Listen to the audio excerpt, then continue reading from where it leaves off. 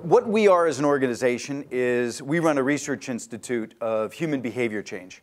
A lot of the work that we do is in the sales category, revenue acceleration.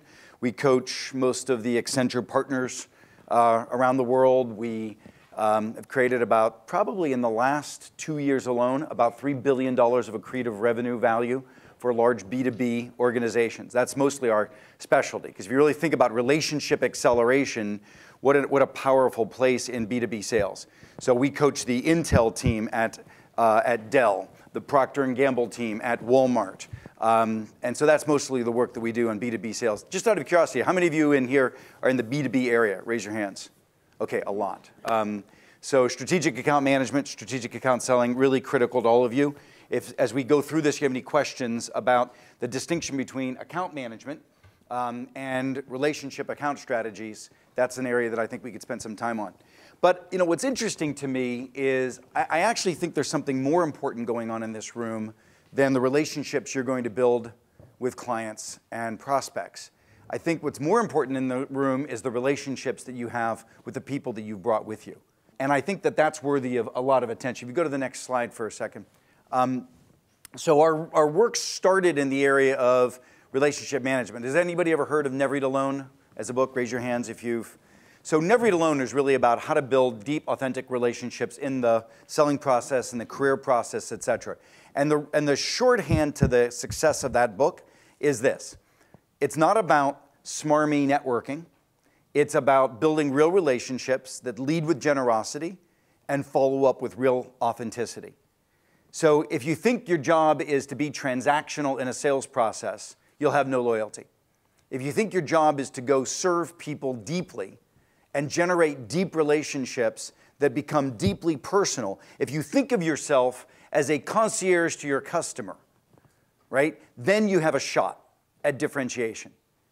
If you think about yourself, do you understand where I'm going? Sort of, you know, got it, okay. If you think about yourself relative to selling, by the way, as, well, by the way, in B2B sales, the number one recognized predictor of whether you're going to be successful at building a relationship in B2B sales is if you stop thinking that your job is to get somebody to buy something.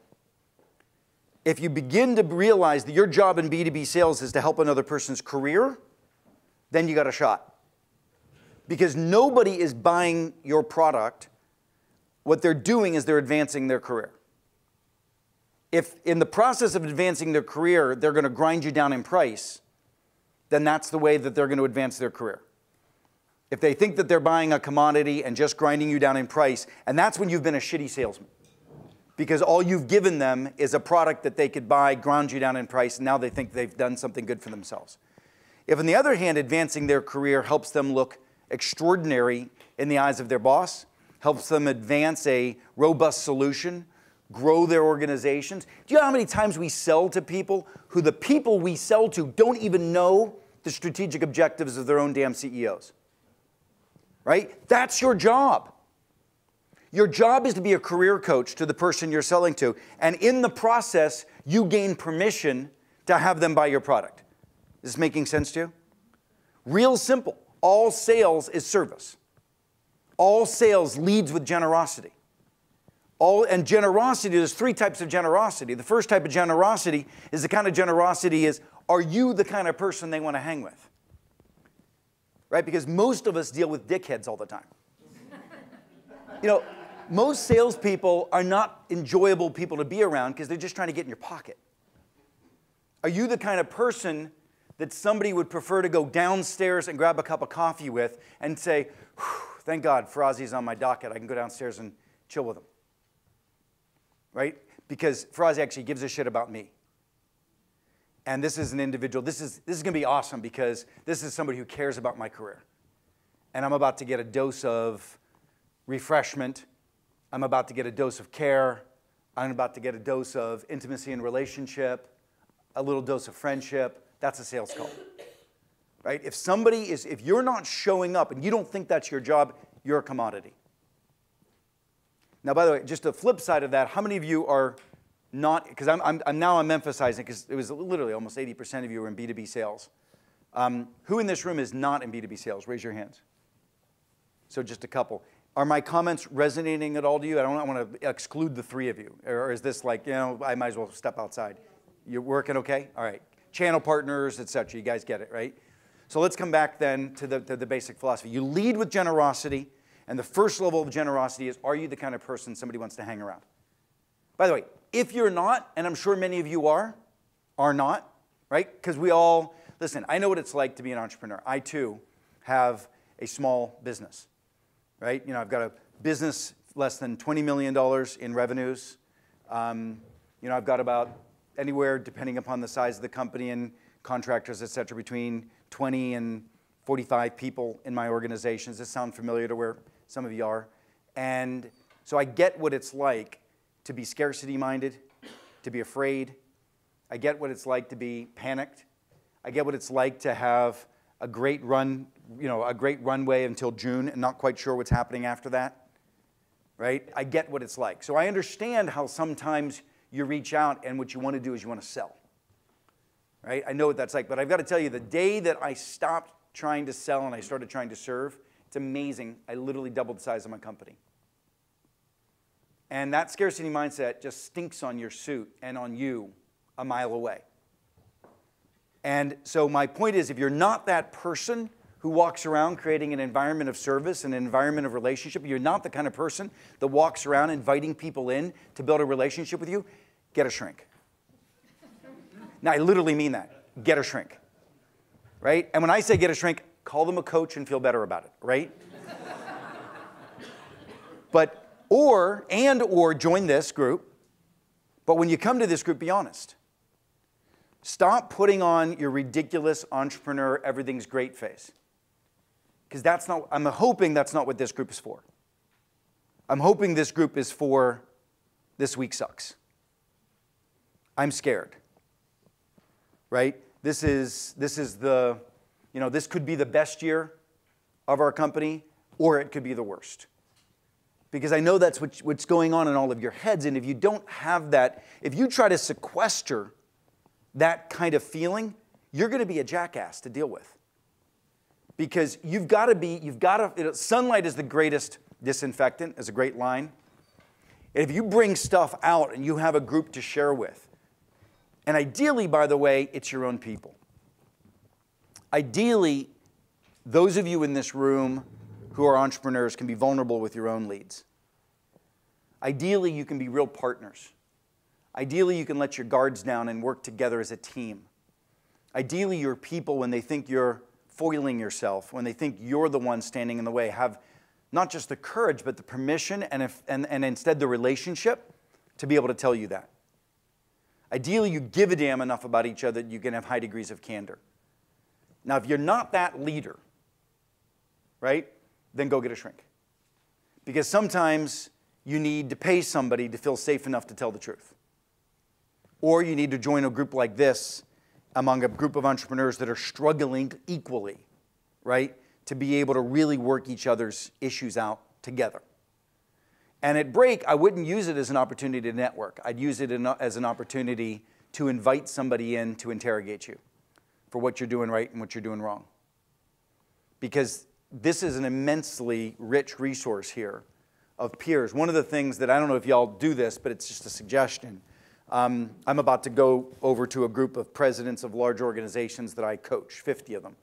And what I do is at some point during the day, I break them down for an hour and a half.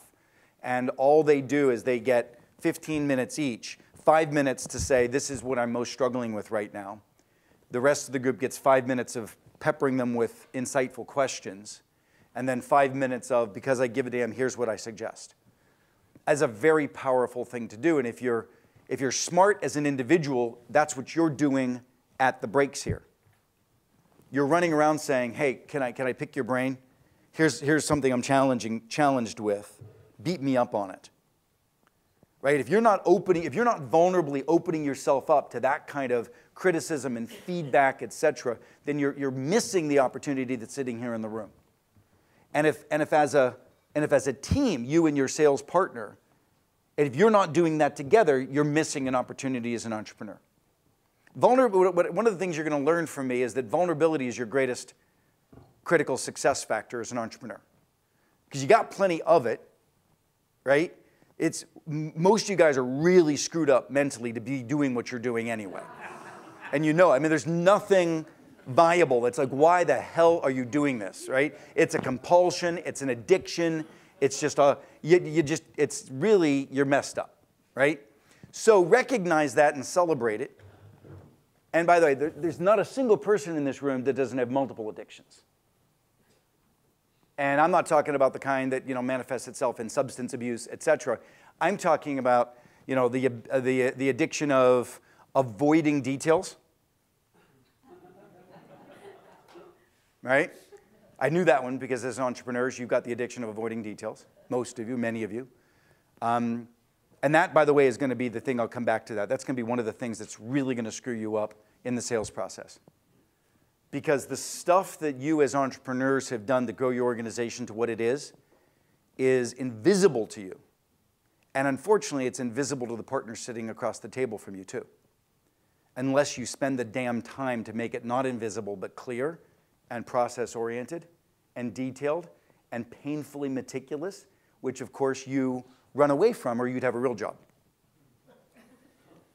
Right? So every one of you has got to stop being the peripatetic, virtual junkie of just snippets of things and shiny keys and, you know, the kind of stuff that you do as entrepreneurs is your glass ceiling. So, by the way, when I said many of you in this room have an addiction is nothing more than a behavior that you practice repeatedly that doesn't serve you well, but you do it anyway. And you may be very well aware of it. Right? It's your glass ceiling. Everybody in this room has a glass ceiling. Everybody in this room is much more capable than you're delivering on results. You recognize that? I mean, there's not a single person in this room that isn't better than the results you've delivered. Nobody in this room is fully satisfied with, I doubt that many people in this room are fully satisfied with the results that you've delivered. Very few people in this room don't wish that they could struggle less and deliver more. And there's only one individual between you and that, and it's you. And if you're good, what you start to look at is what are your addictions, what are your glass ceilings, what are your behaviors that limit you from busting through the position that you're in today, whatever it is, that's frustrating you. Now, you know, the key will be, I think, is at this level of, I was just talking about generosity and currency, this first level is, are you the kind of person that hangs, you know, that people want to hang around? The next level of generosity and currency that you bring in the sales process is recognizing that your product is not the solution you're selling. The solution you're selling is a solution to another person's issues, concerns, or problems, and how you wrap a bigger solution around that is most likely going to make you more interesting to the customers. Because as a little thing that you're selling alone, you're not that important. As a little thing that you're selling alone, you'll end up relegated to parts of the organization you don't want to be relegated to. You won't be as relevant. But if you step back and say, what is the solution I'm offering in a bigger way to this individual? And how do other people, partnerships, collaborations, free stuff, whatever it is, how do you wrap something bigger so you become more relevant higher in the organization? Because chances are your product's not important enough. And then the final issue is, this is what I sort of led with, you got to realize that the currency that you have to offer is to the person. And in this book, I forget what page it's in and who's got your back, I show something called a currency wheel. And it really is, and it's in a slide somewhere in that deck, but I sort of decided a while ago to not use my slides. The currency wheel makes you realize that the person you're selling to is only interested in their professional advancement, not buying your product. They're interested in their financial success. They're interested in their intimate relationships with friends and family. They're interested in their philanthropic interests. They're interested in. And that's your job to serve them. You really are a personal concierge.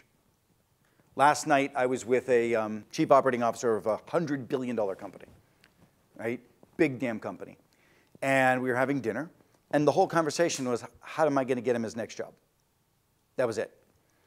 Coincidentally, yes, he has relegated me to somebody in his organization who's going to buy, starting out about, $300,000 or $400,000 worth of services, which will probably be a $2 million contract at some point soon, right? And he will give me entree to many parts of the organization. But it's very clear what he's buying. He's buying a CEO role of a significant company, and how can I help coach him and help him make introductions and get there? So I'm on the phone, and one of those, I'm on the phone thinking about who do I know that will get him to that next role. That's my job. People recognize that? Anybody have a problem with that in terms of the roles that you're currently in? I mean, that's your job. Now, let me flip all of this around for a second. Here's the other thing your job is. All of that level of generosity, that level of, are you the kind of person that people want to hang around at this first level? Are you offering a solution that's robust? And do you give a damn about that person's success? As a leader, that is your job with this salesperson that's with you here. Your job, you know how much money I have spent in my life? I have burned money by being an asshole. A lot. Because every time I'm a jackass because of my fear and insecurity and frustration and judgment and whatever it is, every time I do that as an entrepreneur, and by the way, that's just my fallback. Many of you have different fallbacks. You could be passive aggressive, you could be shy, you could be whatever it is. I go to asshole, right? I mean, I'm an Italian immigrant family, big, loud Italian kind of thing. That's where we go. And as a result of going there, I literally burn money. Think about this for a second. For every employee you have who isn't fully engaged, fully lit up, fully bounding out of bed with a spring in their step, fully excited and pouncing into the workplace and then pouncing out, right? Like, that's where you want your employees to be, yes or no? Right. And what do you do that does anything that curtails that? Because every piece that you do that curtails that, you're literally just ripping off $100 bills and wasting them. You understand that? Because you've got salary in your organizations, and you're just lighting the damn stuff on fire. If you don't turn somebody into 150% excited about their job, for every ounce less than that, you're just lighting $100 bills. And I literally wish that there was an opportunity that you guys had to have literally money in your pocket. You'd walk around and burn it literally in front of your face every time that you took energy out of an employee. Because that's exactly what you're doing. And it's taken me 10 years to actually believe those words, right? And start to practice them as an entrepreneur. It's easy for me to stand up here and preach to you, right? I write this stuff. But it's very different to act on it because of my own addictions, my own scarcities, my own fears. I mean, I grew up real poor in Pittsburgh, immigrant family, son of a steel worker, unemployed a lot of times in the 70s back in the steel industry of Pittsburgh. Mom was a cleaning lady, hated her job because she didn't want to have to clean, right? She didn't want to have to do that. And I had to work from a very early age. So I've never had a safety net in my life. And to this day, I have a safety net. I don't think I'm ever going to go hungry.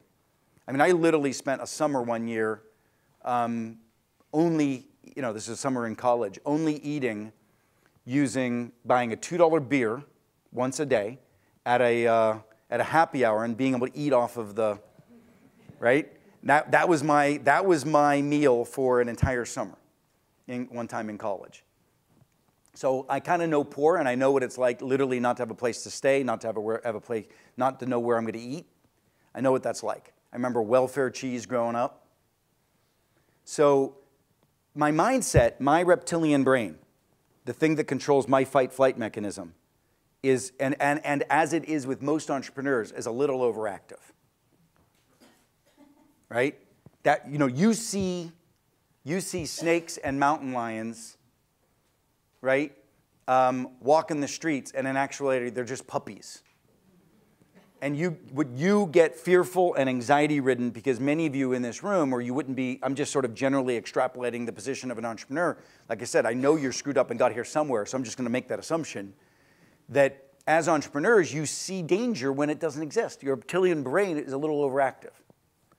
And particularly when you've been the one that's busted your butt, broken through, sacrificed, et cetera. Now somebody comes along in this cushy salary in your mind, in their mind they're underpaid, right? Somebody comes along in this cushy salary and you're judgmental of why can't they do it. Now what your bigger question should be is, how do you support this person? How do you make them 100? By the way, you could fire them next month. I don't give a damn.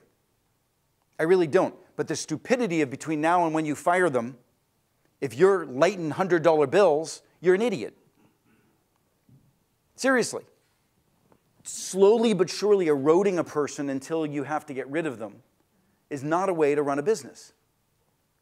Your job is to ignite everybody around you and make them 150% of what they possibly can be until you realize it's not going to work. That's fine. That's your choice.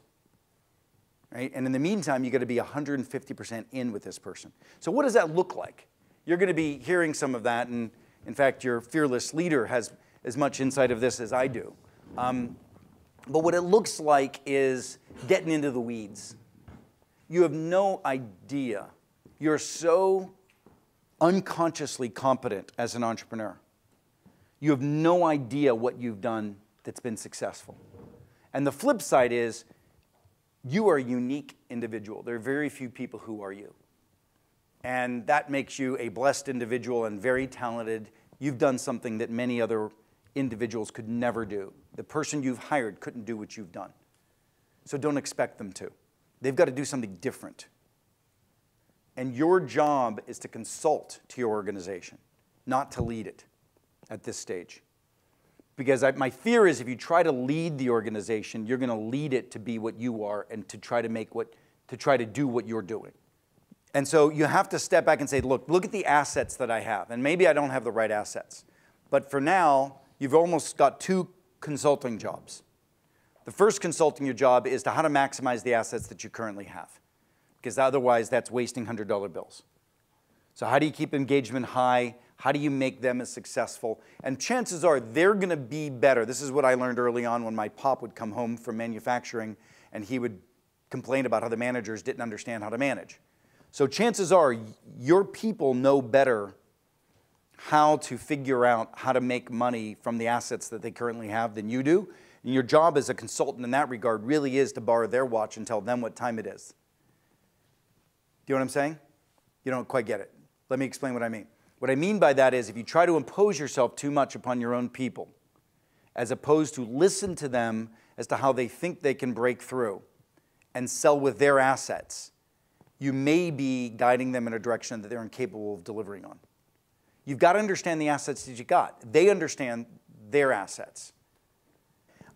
I run a very successful consulting firm, and all I do is consult to people who understand their business much better than I do. Right? I mean, that's what consulting is. There's no way that you can possibly know. I don't know, we've been managing a big chunk of the cultural transformation of General Motors coming out of bankruptcy in North American sales. I don't know the automotive business like they do, right? I don't know how to transform, a chemical plant at Dow Chemical, but I am able to be of service. And the key for you, let me just be very practical and say it. So with my organization, I have two situations. One is consulting to the people you currently have. And then the next people is deciding what the pathway is to build for growth. And it may not be with the people you currently have. So let's acknowledge that. I don't know. But with the people that you currently have, the question is, what can they do? Right? What can they do, and how do you help them make you and make them money, given the assets that they have? And that's only going to be by attentively listening and curating from the perspective of what they are capable of. Everything is born from strengths, and you can't make somebody what they're not. You've got to work from their strengths. So you've got to figure out what their assets are, and you've got to build a business right now around their assets. That's what your job is for the next 12 months, or else you're burning money. The flip side of that is then you've got to step back and say, okay, what business do I want to build? And who do I have to hire for that business? And both of those scenarios require you to get down into a level of minutia and detail of the selling process, of the value proposition, of the collateral, of the positioning, all of the elements of that revenue cycle. You've got to get down in that kind of minutia from the customer's perspective. And yes, you're going to have to write it yourself. You know, it's like, how many times have you told somebody to write something up in terms of a value prop, and you're like, this isn't anywhere close to what it should be. You know what I'm talking about? You know, publicists, advertising, all that kind of stuff. Yeah, you're going to have to get down. Somebody else can edit it, but you're going to have to get down in the weeds and do what you don't like to do, which is be in that level of minutia. Is this making sense to folks? And then at the same time, move on to say, okay, what am I building? So what I did recently is I went and said to my firm, I said, look, I said, I'm giving you guys 12 to 18 months and I'm gone. Actually not gone, but assume I'm gone. Because you have to run this business. I'm done. I can't do this anymore. 47, it's exhausting. You know, I've got a family who doesn't see me enough. I just can't do this anymore. I love you guys. And by the way, that's the other thing I had to do. I actually had to learn to love these guys instead of just being frustrated and judgmental that they weren't performing. I actually had to learn to love these guys. I had to start treating them like my customers. My own team, you have to treat, I mean, look, many of you are much better than perhaps I was, but you've got to treat your own team like your customers. You've got to care and invest, build that relationship. And if you're not going to do that, you're never going to be the success you want to be. To a person, by the way. To a person, you have to care about everybody in your organization to get them to. The number one predictor of whether or not you're going to get high performance from a person is whether or not they believe you care about their personal success. And you can't fake that. You're going to have to spend a lot of time. You're going to have to meet their spouses. You're going to have to do, you know, meals, long, slow dinners.